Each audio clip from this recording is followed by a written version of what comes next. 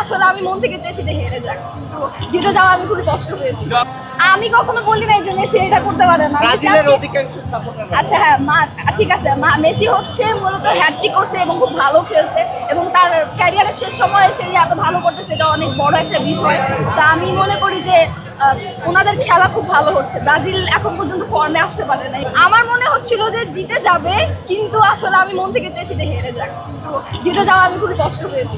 আমার আশপাশে যারা ছিল সবাই তো আর্জেন্টিনা সাপোর্টার ছিল, প্রচুর বুলি করছে, কিন্তু তবু আমরা আশাহত হব না, আমরা ইনশাল্লাহ পারবো। ওরা যদি 39 বছর পরে পারে আমরাও পারবো।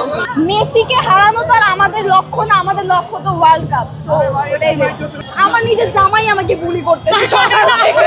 ও মূলত 1 মাস ধরে ট্রাই করতেছে যে আমাকে হচ্ছে যে ই করবে, আর্জেন্টিনায় নিয়ে যাওয়ার জন্য 1 মাস ধরে ট্রাই করতেছে, প্রচুর পরিমাণে ভিডিও দেখাইতে দেখাইতে পাগল বানাই ফেলছে। তবু আমি ব্রাজিল স্ট্রং বলে। আজকে আমার ওর খবর আছে আসলে, আজকে যে ওর ফ্রেন্ডরা সবাই মিলে আমাকে বুলি করছে, আজকে ওর খবর আছে।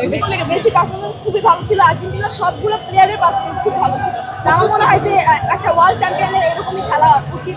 অ্যাজ এক্সপেক্টেড আমরা খালি একটা বার্তা দিতে চাই ব্রাজিলের সকল সমর্থকদের কাছে, এসো ব্রাজিল দলে দলে আর্জেন্টিনার পতাকা তলে। বাহ বাহ বাহ। এটাই এখন বেস্ট ডিসিশন, কারণ ব্রাজিল আসলে তার যে সাম্বা ফুটবল, যে ফুটপাথ থেকে উঠে আসা, বস্তি থেকে উঠে আসা, সেটা থেকে তারা সরে গেছে। তারা আসলে তাদের যে মানে প্রাচীন যে ব্যবস্থাটা একদম বস্তি থেকে উঠে আসা, সেটা থেকে তারা চলে গেছে ইউরোপের স্ট্রাকচার। তাদের নিজস্বতা নাই, সাম্বা ফুটবল নাই। তা আপনারা ল্যাটিন, আমাদের প্রতিবেশী, এখানে চলে আসুন, সে আমাদের গুপ্ত। গুপ্ত না, একদমই না, এটা মিথ্যা কথা। 1 মাস ধরে ট্রাই করতেছে। প্রতিপক্ষরা কিছু না কিছু সম্মুখীন হবেই, এটা স্বাভাবিক। ক্রীড়াঙ্গনে এটা আমাদের একটা এবং মানে প্রতিপক্ষ যদি বউ হয় তাহলে তো জামাইদের অবস্থা খারাপ হয়ে যাবে। অবভিয়াসলি সেলিব্রেট আমরা করব, এবং আমাদের সকলের কাছে মানে একটা আহ্বান যে আমাদের ব্রাজিলের যারা ভাই ব্রাদাররা রয়েছেন, আপনারা সবাই আর্জেন্টিনায় চলে আসেন। আমরা একই সাথে করে একটি বিষয় কি, ব্রাজিল ইতিমধ্যেই তাদের হেক্সা মিশন কমপ্লিট করছে। তার কারণ হলো হেক্সা মিশন কমপ্লিট করছে, তার কারণ হলো তারা অলরেডি 6ষ্ঠ পর্যায়ে রয়েছে র্যাঙ্কে, যেহেতু 6 পজিশনে আছে, এটা তাদের হেক্সা মিশন আমি মনে করি।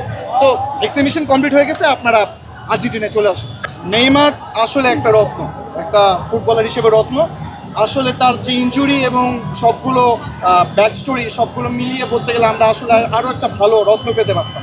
কিন্তু আমাদের ব্রাজিল থেকে আরও বেশি আকাঙ্ক্ষা এবং প্রত্যাশা যে তারা আরও কিছু ভালো প্লেয়ার তৈরি করবে, যেটা রোনালদিনো, পেলে, কাকা যাদেরকে পেয়েছিলাম।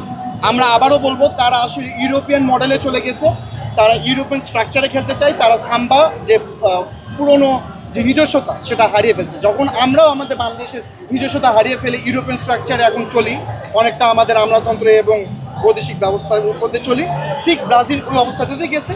আমাদের ইউরোপিয়ান স্ট্রাকচার থেকে যদি বের হয়ে আসে ব্রাজিল, নিজস্বতা যদি ফিরে পাই, সেই পথ থেকে, বস্তি থেকে এবং যে ফুটপাথ থেকে যে ফুটবলার তৈরি হতো, সেই প্রক্রিয়া তারপর ফিরে যেতে হবে।